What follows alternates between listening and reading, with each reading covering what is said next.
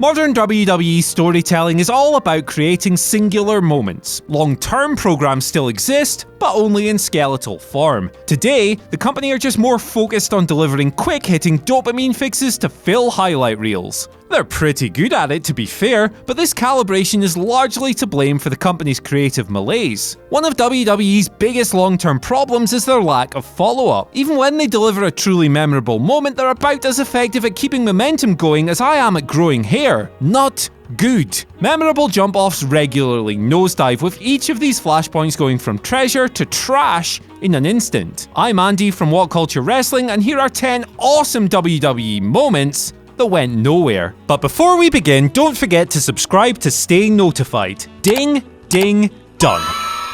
Number 10, The Revival's debut.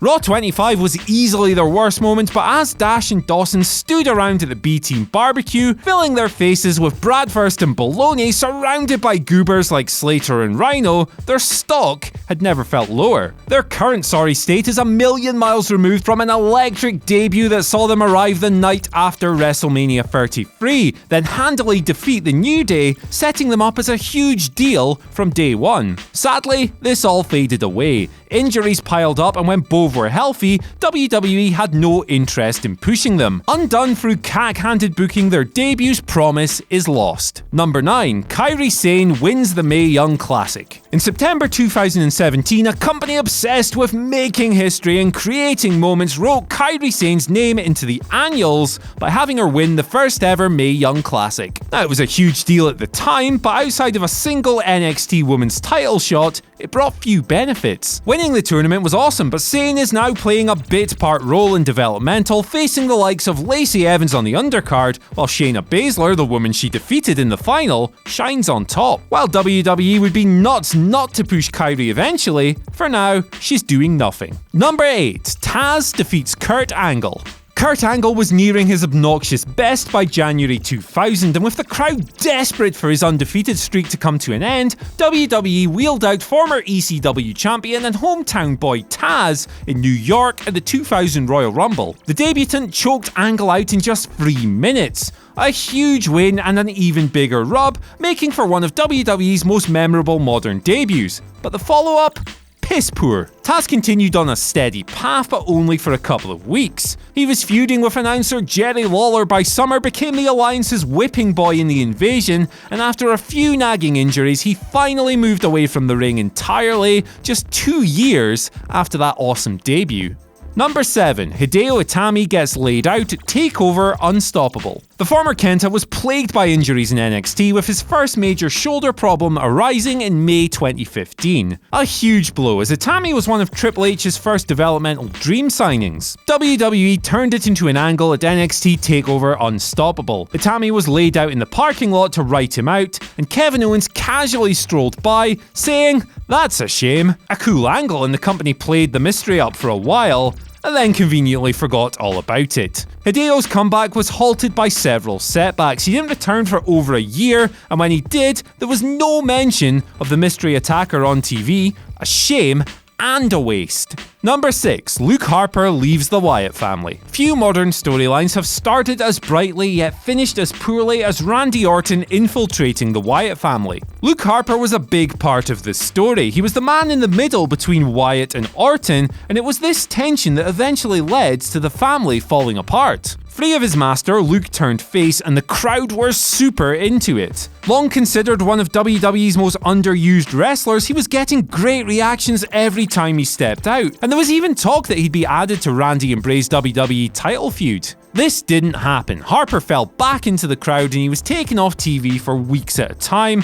his big turn coming to nothing. Number 5. Bray Wyatt's teased face turn on Raw in April 2016. WWE appeared to have the perfect career-reviving tonic for Bray Wyatt after WrestleMania 32. They teased a full-on babyface turn the night after, with Bray and his family battering the League of Nations to a huge response. Next week, they saved Roman Reigns from the League, with Bray and the Big Dog teaming in the main event, scoring a victory over Alberto Del Rio and Sheamus. Cue huge babyface pops, but WWE did nothing with it. Wyatt got injured, returned as the same stale heel as before, and those organic, natural reactions went down the pisser. Number 4. Braun Strowman destroys Triple H. Survivor Series 2017 was one of Triple H's worst ever vanity showings, with the game hijacking the men's elimination match to build beef with Kurt Angle, Shane McMahon and Braun Strowman, only one of which was ever followed up on. Braun's post-match destruction of Triple H almost made up for it, and it was liberating to see the monster among men batter the tar out of his dastardly boss. But there was no follow-up. The crowd loved it, but Strowman fell into a horrendous momentum-killing feud with Kane instead,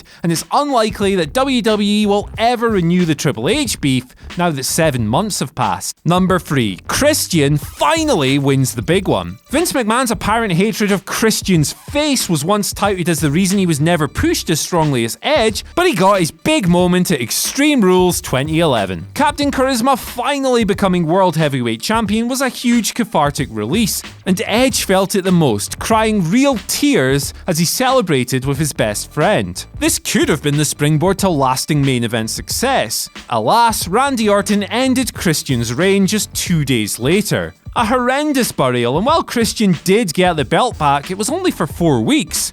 The shame. Number 2. Ric Flair's big arrival in 1991. Hulk Hogan vs. Ric Flair was the dream feud in the late 80s and early 90s, and WWE almost set it up in 1991. The Nature Boy's primetime wrestling debut was electric. He cut a great promo with Bobby Heenan by his side, and immediately set his targets on Roddy Piper and Hogan. The wheels were in motion, but alas, the feud never really got going in WWE. Vince McMahon canned it when their house show matches flopped. Flair and Hogan clashed in the 1992 Rumble, but faced different opponents at Mania, and the fans were made to wait for a shitty WCW version of the feud in 1994 instead. Number 1.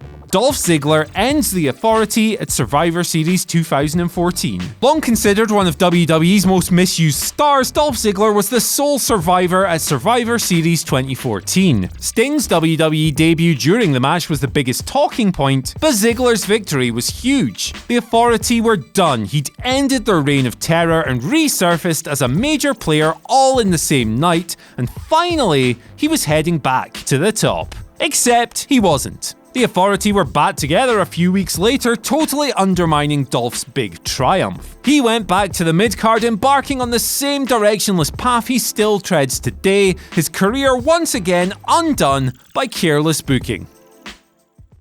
Well, would you look at that? You got all the way to the end of the video and your mother said you'd amount to nothing. What are the chances? While you're here, why not watch one of our other many, possibly quite good channels, or watch another video which will be largely in the same vein as the quality content you've just